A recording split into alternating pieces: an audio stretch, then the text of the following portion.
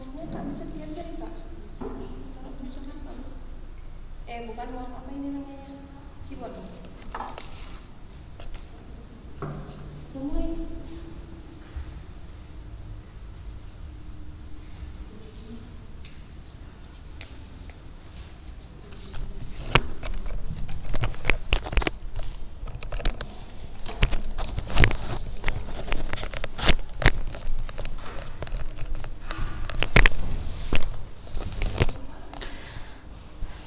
Bismillah, Assalamualaikum warahmatullahi wabarakatuh. Alhamdulillahirabbil alamin, wassalatu wassalamu ala asyrafil anbiya'i wal mursalin wa ala alihi wa sahbihi ajmain, amma ba'du. Alhamdulillah, setelah liburan yang kita lewati beberapa hari yang lalu, hari ini kita masih melanjutkan pelajaran kita seperti biasanya, masih pakai sistem daring.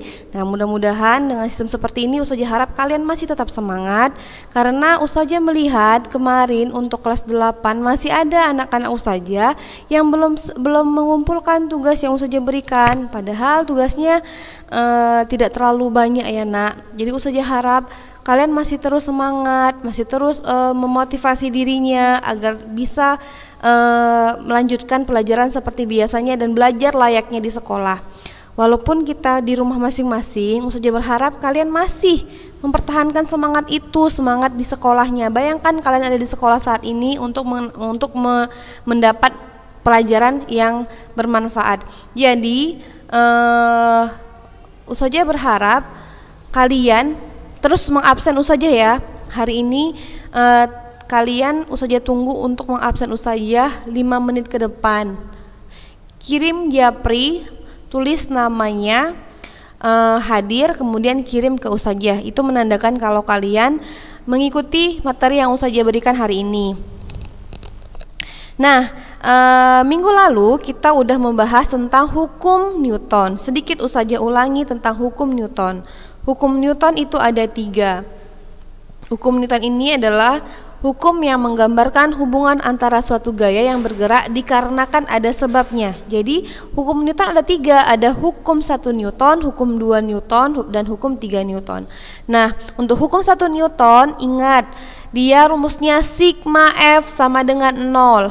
F itu apa Nak? F itu adalah gaya. Jika gaya sama dengan 0, artinya tidak ada gaya yang bekerja pada benda. Jadi kalau bendanya mula-mula dia diam, benda tersebut akan tetap diam karena tidak ada gaya. Dan bila bendanya mula-mula bergerak, maka benda tersebut akan terus bergerak jika tidak ada gaya yang bekerja padanya. Nah, pada hukum Newton 1 ini juga dikenal dengan hukum kelembaman inersia. Artinya dia adalah mempertahankan posisi awalnya. Seperti yang kamu lihat pada gambar ini ada orang yang lagi menyetir. Kemudian ketika dia sedang menyetir, tiba-tiba dia mengerem, apa yang terjadi? Anggota badannya ini dia agak maju ke depan. Kenapa maju ke depan? Karena dia berusaha untuk mempertahankan posisi awalnya, tetapi dia tidak berpindah sama sekali. Maka di sini sigma F sama dengan 0 dan berlaku hukum inersia. Yang kedua, kita belajar tentang hukum 2 Newton. Hukum 2 Newton ini rumusnya adalah sigma F sama dengan M dikali A. Sigma F sama dengan M kali A, atau A sama dengan sigma F per M. A sama dengan sigma F per M. Artinya apa? Artinya percepatan suatu benda yang bergerak maka akan memiliki gaya yang sama besar, tetapi dia berbanding terbalik dengan masanya. Artinya percepatannya berbanding lurus dengan gaya dan berbanding terbalik dengan masanya. Kalau dibilang berbanding lurus dengan gaya, artinya jika percepatannya besar maka gayanya juga ikut besar, dan jika percepatannya kecil maka gayanya juga kecil, atau jika gaya besar maka percepatan besar, jika gaya kecil maka percepatan kecil. Berbeda dengan gaya, maka hubungan antara percepatan dengan massa ini berbanding terbalik. Artinya jika A-nya besar atau percepatannya besar maka massanya kecil. Jika massanya besar maka percepatannya yang kecil. Nah, ini udah usah contohkan seperti kemarin.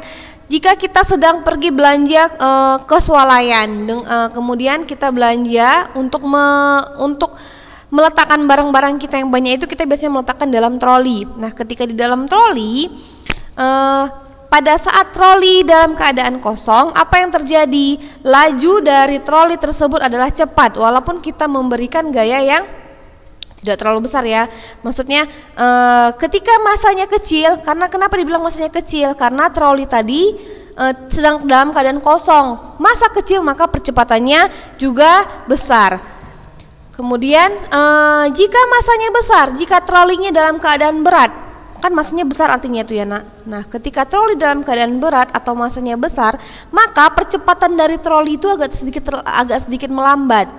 Maka dia berbanding terbalik. Nah, yang selanjutnya adalah hukum. Ingat aja ya nak, kalau dia hukum 2 Newton, dia berkaitan dengan massa dan percepatan suatu benda. Kalau hukum 1 Newton, dia berkaitan dengan kelembaman atau mempertahankan posisi awalnya. Kemudian yang selanjutnya adalah hukum ketiga Newton. Hukum ketiga Newton ini adalah hukum aksi reaksi.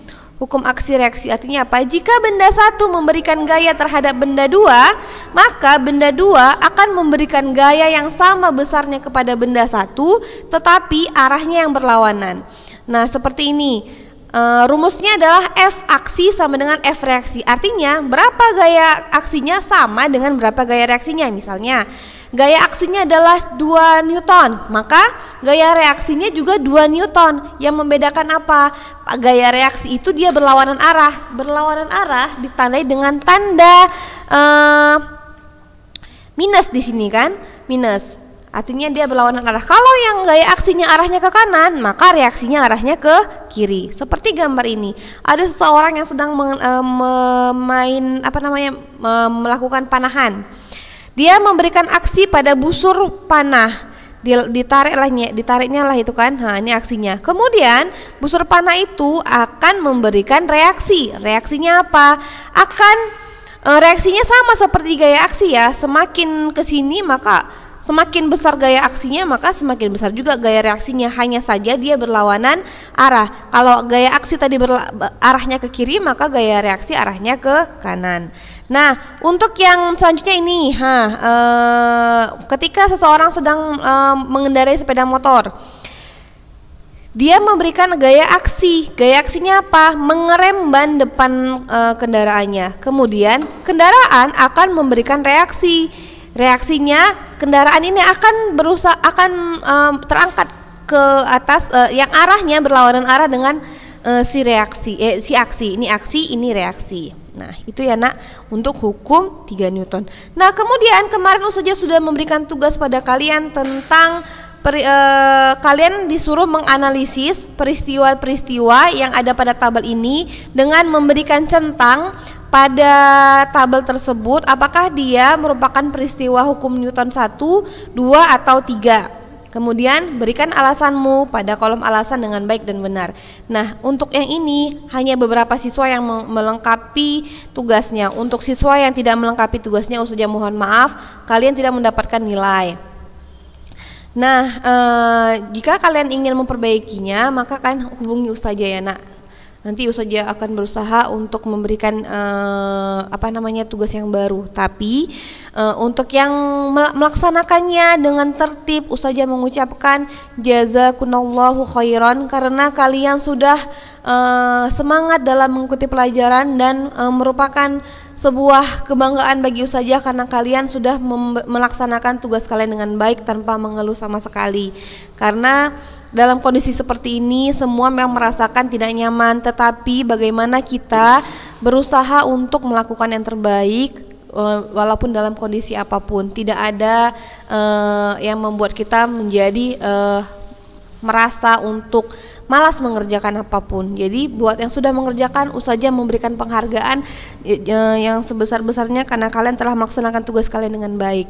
Nah, untuk yang tugas kemarin, hari ini kita akan membahas sedikit. Jadi ada beberapa siswa yang kemarin Ustazah Ana belum ngerti Ustazah tentang hukum Newton itu, betul maksudnya gimana.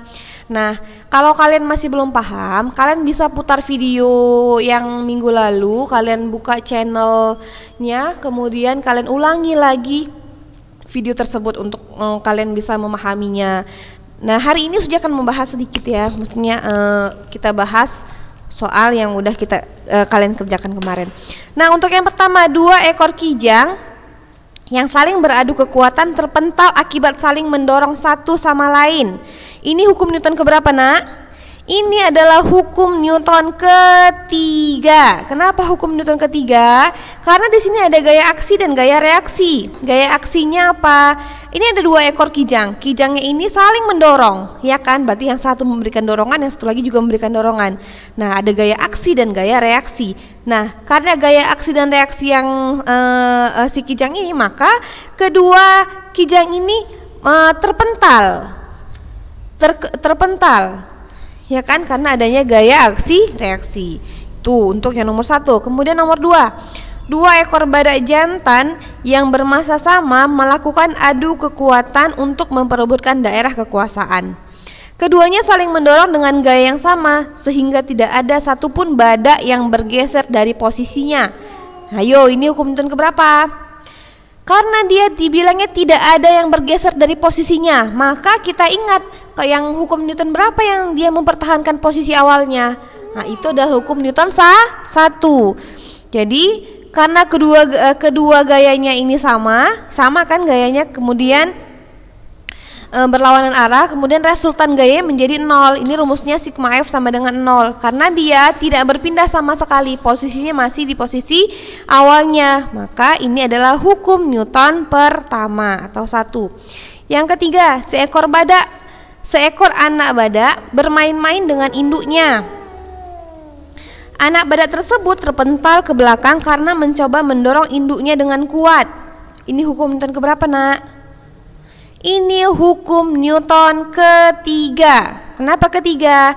Anak badak ini terlempar ke belakang. Kenapa? Karena ada gaya reaksi dari gaya aksi saat mendorong induknya. Yang keempat, seekor banteng jantan mendorong anak kijang dengan kekuatan penuh hingga terpental jauh. Seekor banteng jantan mendorong anak kijang dengan kekuatan penuh hingga terpental jauh. Ini hukum Newton kedua. Hukum Newton kedua. Kenapa? Karena gaya si banteng yang kuat, gaya banteng jantan yang kuat itu mampu menggerakkan anak kijang dengan percepatan tertentu. Ini karena gaya dari si banteng. Nomor 5, seekor elang terbang bebas di udara dengan cara mengepakkan sayapnya ke bawah. Kecepatan udara yang lebih cepat di bagian atas sayap mengakibatkan elang tersebut terangkat ke atas. Ini hukum Newton ketiga. Kenapa ketiga? Karena kepakan sayap burung itu yang di bawah itu namanya gaya aksi. Kemudian karena kepakan gaya sayap burung yang ke bawah mengakibatkan burung terangkat ke atas. Maka ini disebut gaya reaksi. Selanjutnya yang nomor 6. Seekor gajah betina mendorong anaknya ke sungai untuk minum. Gajah betina tersebut mendorong anaknya dengan hati-hati karena massa tubuhnya yang jauh lebih besar daripada massa tubuh anaknya. Nah, ini hukum Newton keberapa, Nak? Ingat, kalau dia berkaitan dengan massa, kemudian ada percepatan di situ, ada perpindahan di situ, maka ini adalah hukum Newton kedua. Karena gaya yang diberikan gajah betina mampu menggerakkan anak gajah dengan percepatan tertentu. Kemudian massa dari anak itu juga mempengaruhi, karena massa anak itu juga kecil. Sedangkan massa dari induk gajahnya itu dia besar. Selanjutnya yang nomor 7.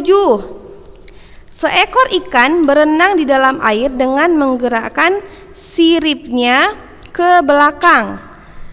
Ini hukum Newton dia ikannya berenang maju, ya kan?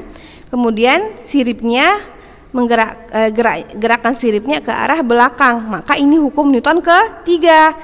Karena ada gaya aksi dan reaksi. Gaya aksinya adalah ketika si ikan ini menggerakkan siripnya ke belakang, maka si ikan akan berenang ke depan. Kemudian yang ke-8, seekor jerapah jantan memiliki kepala yang besar untuk menyerang jerapah jantan lainnya saat dewasa. Nah, ini hukum Newton kedua. Kepala yang besar berarti masanya juga besar. Sehingga dengan massa yang besar, gaya yang akan dikeluarkan saat menyerang jerapah yang lainnya juga akan bernilai besar. Selanjutnya yang nomor 9.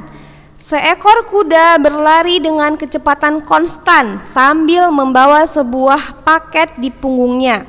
Secara tiba-tiba, bukan kambing ya, ini kuda maksudnya. Secara tiba-tiba kuda tersebut berhenti sehingga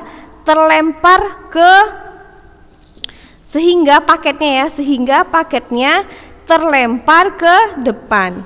Maka ini hukum Newton ke-1. Hukum Newton ke-1. Kenapa? Karena paketnya terlempar ke depan.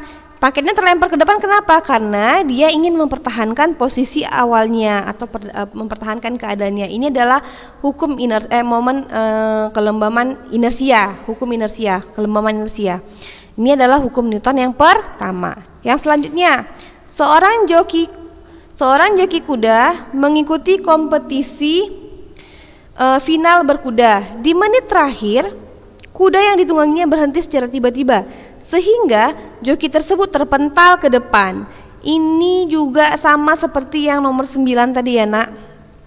Hukum Newton pertama, jokinya terlempar ke depan karena ingin mempertahankan keadaannya. Itulah bunyi hukum Newton 1, 2, dan 3.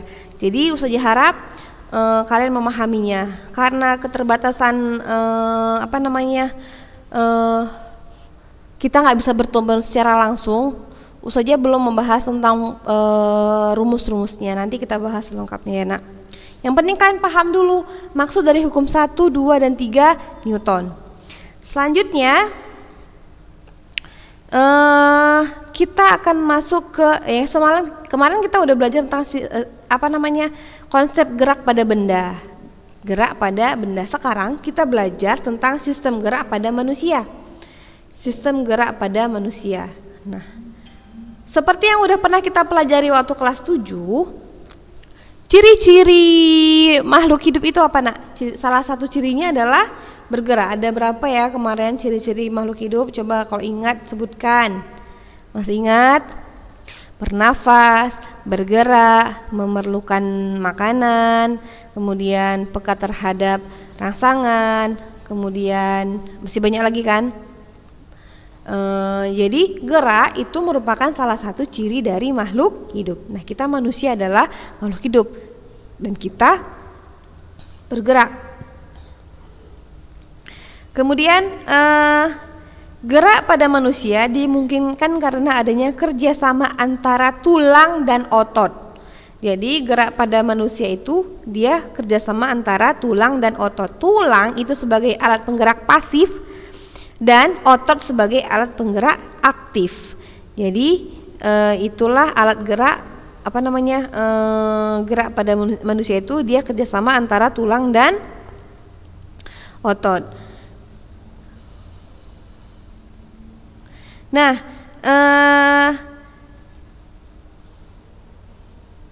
jadi kalau kamu ditanya itu apa sih alat gerak pada manusia? Ada otot, ada tulang atau rangka, satu lagi adalah sendi. Tahu sendi nak? Sendi itu adalah yang menghubungkan antara tulang dengan tulang yang lainnya. Ini adalah alat gerak dari manusia.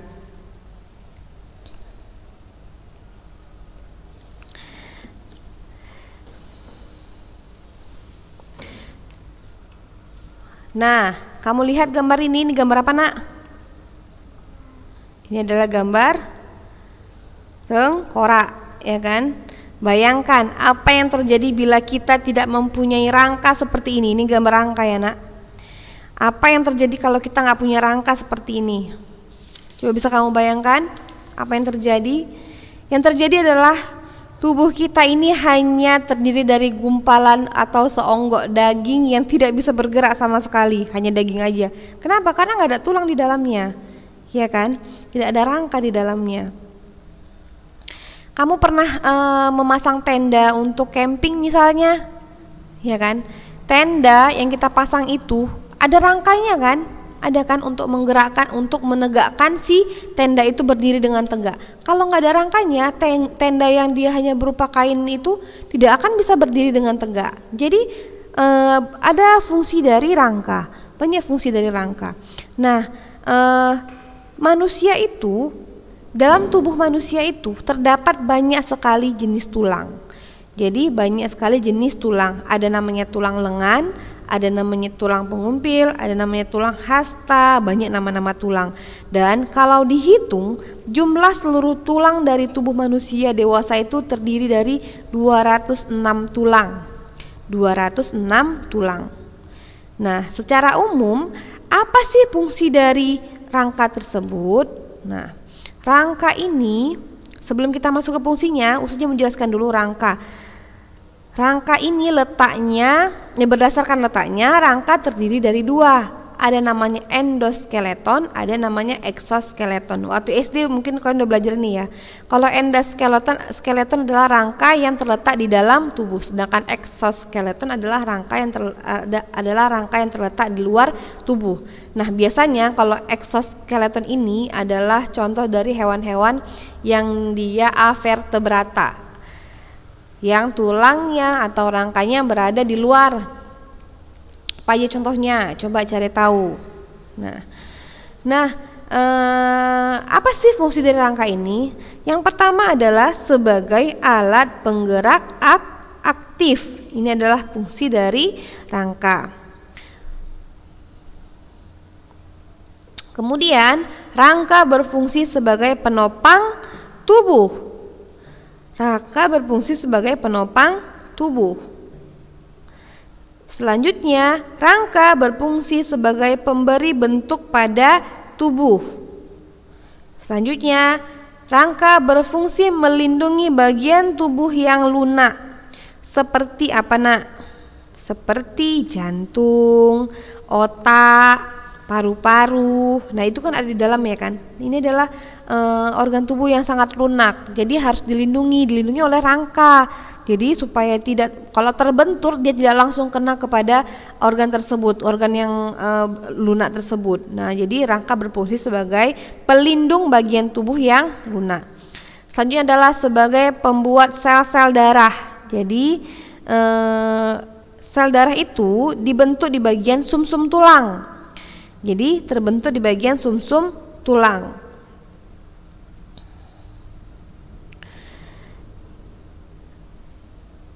Apa itu sumsum tulang? Sumsum tulang itu jaringan lunak yang terdapat di bagian tengah tulang. Sumsum tulang adalah jaringan lunak yang terdapat di bagian tengah tulang. Nah, tulang ini berdasarkan jenisnya terbagi menjadi dua. Ada namanya tulang rawan, ada namanya tulang keras. Apa itu tulang rawan, apa itu tulang keras, dan apa itu bedanya? Contohnya di mana? Nah, tulang rawan adalah tulang yang dia banyak mengandung zat perekat dan sedikit zat kapur. Jadi zat perekatnya banyak tapi zat kapurnya sedikit, sehingga dia bersifat lentur dan liat dan tidak memiliki saluran Havers. Nah, tulang pada bayi contohnya, tulang pada bayi atau cuping di hidung. Kamu coba pegang hidungnya, di hidung kamu tuh ada tulang kan? Nah, bisa nggak digerak-gerakin tuh? Bisa kan? Nah, ini adalah tulang rawan, dia bersifat lentur. Kemudian daun telinga, pegang daun telinganya. Daun telinga kamu itu ada tulangnya nak? Ada, tapi dia lentur dan liat, ya kan? Ini adalah contoh dari tulang rawan.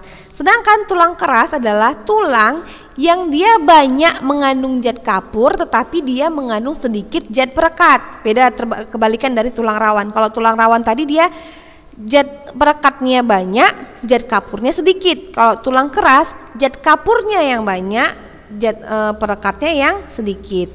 Kemudian memiliki saluran Havertz yang berisi pembuluh darah dan berfungsi memelihara kehidupan sel-sel tulang. Terdapat pada hampir seluruh tulang pada orang dewasa. Jadi kalau tulang-tulang kita yang keras itu adalah contoh dari tulang keras. Sedangkan tulang rawan tadi udah tunjukkan tadi contohnya yang mana ya nak. Selanjutnya macam-macam bentuk tulang. Macam-macam bentuk tulang. Tulang itu terbagi menjadi tulang pipa, tulang pipih, tulang pendek. Kalau tulang pipa itu adalah tulang yang dia panjang dan bentuknya seperti pipa. Ini contohnya ada di tulang lengan atas, ada di tulang hasta, ada tulang pengumpil, tulang kering, tulang betis, tulang telapak tangan, tulang ruas jari, kemudian tulang ruas jari kaki dan tangan, dan tulang selangka. Ini adalah contoh dari tulang pipa, bentuknya panjang dan seperti pipa. Sedangkan tulang pipi ini adalah tulang yang bentuknya pipih. Contohnya apa? Tulang dada, tulang rusuk, tulang belikat dan lain-lain. Sedangkan tulang pendek adalah tulang yang dia pendek bentuknya dan dia terletak di pergelangan tangan dan kaki, ruas-ruas tulang belakang dan tulang tempurung lutut. Nah, contohnya ini seperti ini. Ini tulang pipi, ini tulang pipa, dan yang ini adalah tulang pendek, pipa, pipih dan pendek.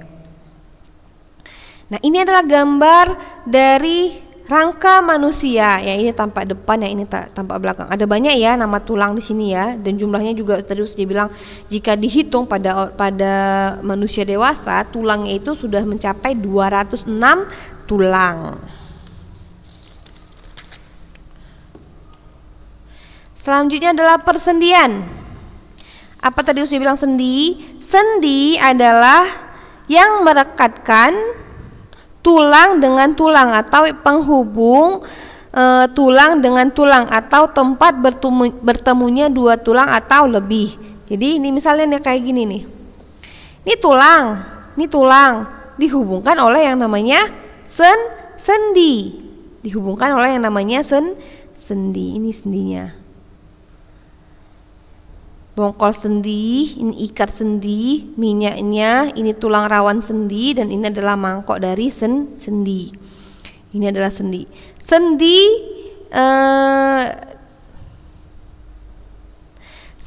itu dapat dikelompokkan berdasarkan banyak sedikitnya gerakan yang mungkin dilakukan. Sendi yang tidak dapat digerakkan disebut dengan sendi sinartrosis. Sendi yang tidak dapat digerakkan disebut dengan sendi sinartrosis. Dan misalnya sendi yang terdapat pada tulang tengkorak. Tengkorak itu kan ada penghubungnya ya, tulang yang satu dengan yang lainnya. Tapi dia tidak bergerak, maka ini disebut dengan sendi sinartrosis. Sedangkan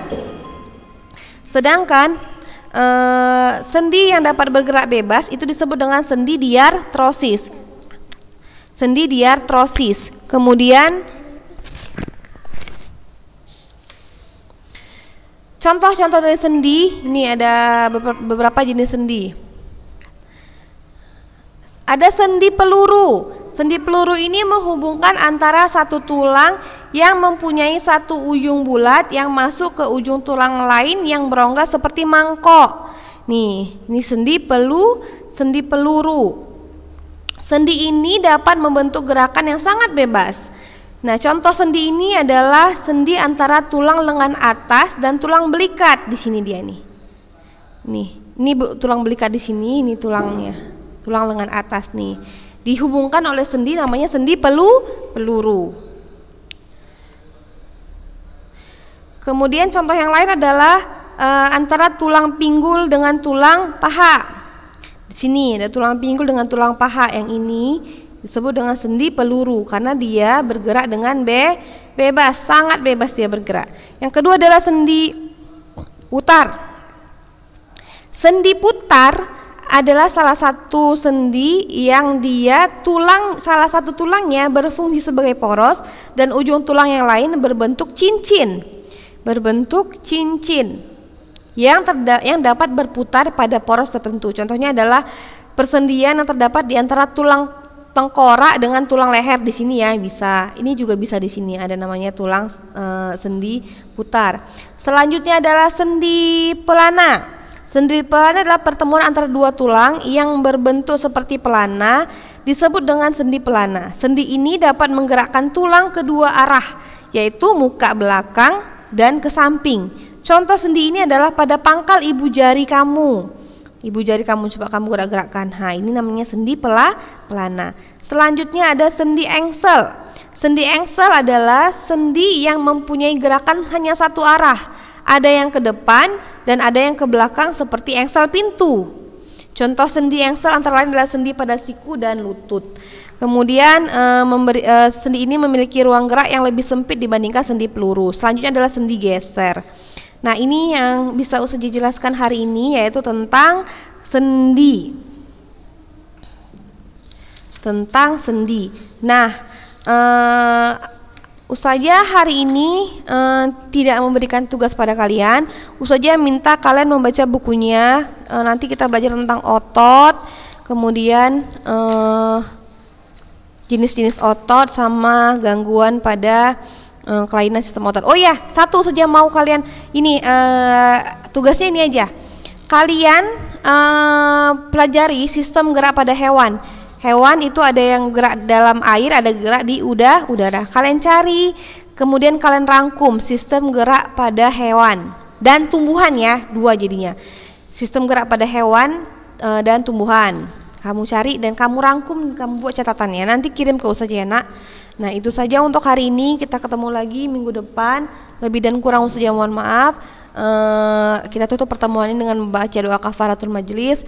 Subhanakallahumma wa bihamdika asyhadu an la ilaha illa anta astaghfiruka wa atubu ilaik. Assalamualaikum warahmatullahi wabarakatuh.